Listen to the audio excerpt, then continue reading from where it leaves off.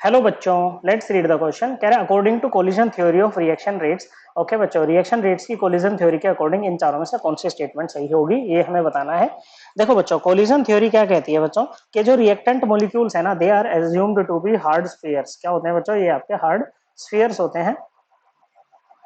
Okay, बच्चों, they are assumed to be hard spheres and reaction is postulated to occur when they collide with each other. Okay, reaction तब होगी जब ये hard sphere आपस में collide करेंगे। क्या करेंगे बच्चों? ये hard sphere आपस में collide करेंगे बच्चों। Okay, और जो number of collision per second per unit volume of the reaction mixture है, it is known as collision frequency. Okay बच्चों, इसको हम क्या कहते हैं? इसको हम कहते हैं collision frequency। and according to collision theory of reaction rate, जो rate होता है वो equal होता है ZAB। ओके बच्चों, where the ZAB represents the collision frequency of reactants A and B, okay, into e की power minus EA upon RT। EA है reaction की activation energy, R universal gas constant, T is the temperature, और ये जो fraction ये है बच्चों, ये जो पोर्शन है e की power minus EA upon RT, it represents the fraction of molecules with energies equal to और greater than activation energy. Okay बच्चों, सो ये किसके अकॉर्डिंग है? According to collision theory of reactant rates. Okay बच्चों, फिर इसमें कह रहा है कि every collision between reactants lead to chemical reaction. तो ये स्टेटमेंट इनकरेक्ट है बच्चों।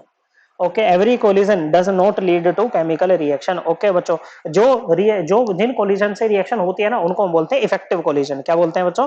इफेक्टिव कोलिजन बोलते हैं बच्चों। Okay, so as to facilitate breaking of bonds between reacting species and formation of bonds to form products. तो क्या होना चाहिए बच्चों? कोलिजन भी होनी चाहिए और प्रॉपर ओरिएंटेशन के साथ वो कोलिजन होना चाहिए, तभी वो क्या बनेगा? इफेक्टिव कोलिजन आपका बनेगा। फिर कह रहा है कि rate of reaction is proportional to velocity of molecules. Velocity यहाँ पर कहीं पर भी नहीं आ रही है बच्चों इसमें, तो ये स्टेटमेंट भी इनकरेक्ट। कह रहा है all reaction which occur in gaseous phase are zero order reaction. Order of reaction हमें बताता है कि हमारा रिएक्शन कितना, रिएक्शन का रेट कितना सेंसिटिव है with respect to concentration of reactants. Okay बच्चों, तो ये बात इनकरेक्ट है यहाँ पर एकदम। ओके, फिर कह रहा है कि rate of reaction is directly proportional to collision frequency. Collision frequency कहाँ पर है? यहाँ पर ये रही ZAB, और रेट क्या है इसके? डायरेक्टली प्रोपोर्शनल है। तो ये स्टेटमेंट एकदम करेक्ट है। Okay, so correct answer is option 4। Okay बच्चों, और ये हम अपनी क्लास 12th की NCERT से भी रेफर कर सकते हैं। Chapter number 4 chemical kinetics, page number 115। I hope आपको ये एकदम क्लियर हो गया होगा। थैंक यू बच्चों।